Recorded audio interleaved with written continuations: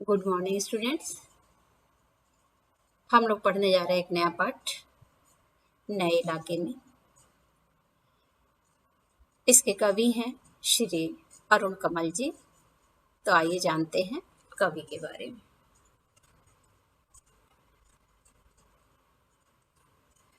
अरुण कमल जी का जन्म बिहार के रोहतास जिले के नासिरीगंज में 15 फरवरी 1954 को हुआ था। 15 फेब 1954 को हुआ। ये इन दिनों पटना विश्वविद्यालय में प्राध्यापक हैं, प्रोफेसर हैं। इन्हें अपनी कविताओं के लिए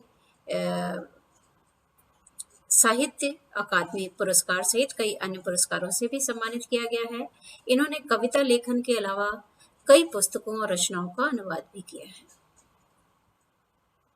अरुण कमल जी की प्रमुख कृतियां हैं अपनी केवल धार, सबूत, नए इलाके में, पुतली में संसार, ये सभी इनके कविता संग्रह हैं, तथा कविता और समय आलोचनात्मक कृति। इनके अलावा अरुण कमल ने मायकोवस्की की आत्मकथा और जंगल बुक का हिंदी में और हिंदी के युवा कवियों की कविताओं का अंग्रेजी में अनुवाद किया है, जो वॉइसेस नाम से प्रकाशित हुआ। अरुण कमल की कविताओं में नए बिंब, बोलचाल की भाषा, खड़ी बोली के अनेक लय छंदों का समावेश है।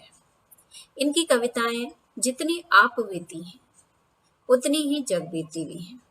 इनकी कविताओं में जीवन के विविध क्षेत्रों का चित्रण है। इस विविधता के कारण इनकी भाषा में भी विविधता के दर्शन होते हैं। ये बड़ी कुशलता और सहजता से जीवन प्रसंगों को कविता के रूप में रूपांतरित कर देते हैं। अभी आप जब कविता पढ़ेंगे तो आपको देखेंगे, उसमें इसका प्रतिबिंब देखेंगे। इनकी कविता में वर्तमान शोषण मीन्स एक्सप्लॉयटेशन, व्यवस्था के खिलाफ आक्रोश, नफरत और उसे उलटकर एक नई मानवीय व्यवस्था का निर्माण करने की आकुलता सर्वत्र सब जगह दिखाई देती है। प्रस्तुत पाठ की पहली कविता नए इलाके में एक ऐसी नए इलाके में नहीं, हम नए इलाके में अभी अपने सिलेबस में नहीं है। हमको पढ़नी है कविता खुशबू रचते हाथ। सामाजिक विषमताओं को बेनकाब करती है। ये किसकी और कैसी कारस्तानी है कि जो वर्ग समाज के सौंदर्य की सृष्टि कर रहा है और उसे खुशहाल बना रहा है, वही वर्ग अभाव में, गंदगी में जीवन बसर कर रहा है।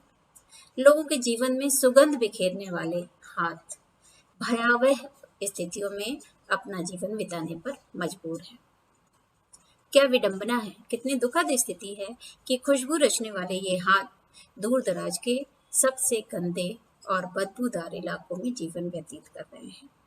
स्वस्थ समाज के निर्माण में योगदान करने वाले ये लोग कितने उपेक्षित हैं। आखिर कब तक, कवि का प्रश्न है कि कब तक ये इतने उपेक्षित रहेंगे। तो आइए देखते हैं कविता।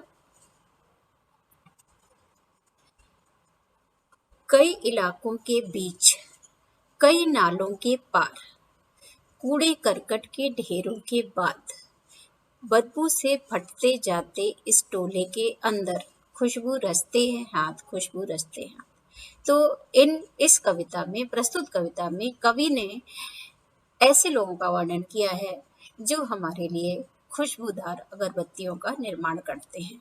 उनके रहने की जगह कैसी है, उनकी शारीरिक अवस्था कैसी है, उनकी उम्र क्या है। जिन अगरबत्तियों को हम अपने धार्मिक स्थलों में इस्तेमाल करते हैं, बड़ी श्रद्धा और भक्ति से हम इनका प्रयोग करते हैं। चाहे वो किसी भी धर्म से संबंधित लोग हों, अगरबत्ती का इस्तेमाल घर में अवश्य करते हैं। तो जो इतना खुशबू बिखेरते हैं हमारे जीवन में जो चीजें, वो उसका निर्माण करने वाले लोगों की क्या स्थिति है, उसका वर्णन कवि ने अपनी प्रस्तुत कविता में किया है, खुशबू रचते हैं। तो कवि का कहना है कई गलियों के पार, कई नालों के पार। बहुत सारी गलियां हम जब पार करते हैं, नाले पार करते हैं, कूड़े करकट के ढेरों के बाद, बहुत गंदगी है वहां पर, चारों तरफ कूड़ा करकट फैला हुआ है, अव्यवस्था फैली हुई है, गंदगी ही गंदगी है। बदबू से फटते जाते, और इतनी बदबू है, भयंकर दुर्गंध आ रही है वहां पर। टोलों के अंदर, ऐसी जगहों पर इनका निवास स्थान है जहां पर इनके हाथ खुशबू का निर्माण करते हैं, अर्थात अगरबत्तियों की रचना करते हैं जो हमारे जीवन में खुशबू बिखेरते हैं। तो ये तो इनके रहने की जगह का वर्णन कवि ने अपने शब्दों में किया है कि जहाँ पर बहुत पतली पतली सी गलियां हैं, नाले हैं वहाँ पर, अर्थात गंदा पानी बह रहा है, कूड़े करकट के ढेर लगे हुए हैं, जहाँ से अपना निकलना भी मुश्किल है, बदबू इतनी ज्यादा दुर्गंध फैली हुई है। ऐसी जगह पर ये इस वर्ग के लोग रहते हैं, गरीब वर्ग के लोग रहते हैं, जो हमारे लिए अगरबत्तियों का निर्माण करते हैं, खुशबू का निर्माण करते हैं, जिससे हमारा घर सुवासित होता है, जिससे हमारा धार्मिक स्थल सुगंधित होता है। ऐसी जगह पर ये दुखद स्थिति है कि ऐसी जगह पर खुशबू का निर्माण करने वाले लोग रहते हैं। अब उनकी स्थिति क्या है, शारीरिक अवस्था क्या, उसका भी कवि ने वर्णन किया है। उभरी नसों वाले हाथ, घिसे नाखूनों वाले हाथ। हाथों की क्या स्थिति कि उनके हाथों में अर्थात उम्रदराज लोग भी हैं वहां पर, जिनकी नसें उभर आई हैं और काम करते करते नाखून घिस गए हैं। पीपल के पत्ते से नए नए हाथ, अर्थात छोटे बच्चे भी। नए नए हाथ किसके हैं? पीपल के पत्ते। जिस प्रकार नए पीपल के पत्ते निकलते हैं, कवि ने छोटे बच्चों के हाथों की तुलना किससे की है? पीपल के पत्ते से की है। तो अर्थात बड़ी उम्र के लोग भी हैं और कैसे हैं? छोटे छोटे बच्चे भी हैं। जूही की डाल से खुशबूदार हाथ। जूही पुष्प है, उसकी डाल से तुलना की है, उसकी डाल की उपमा दी है कवि ने कि उसकी डाल से खुशबूदार हाथ है।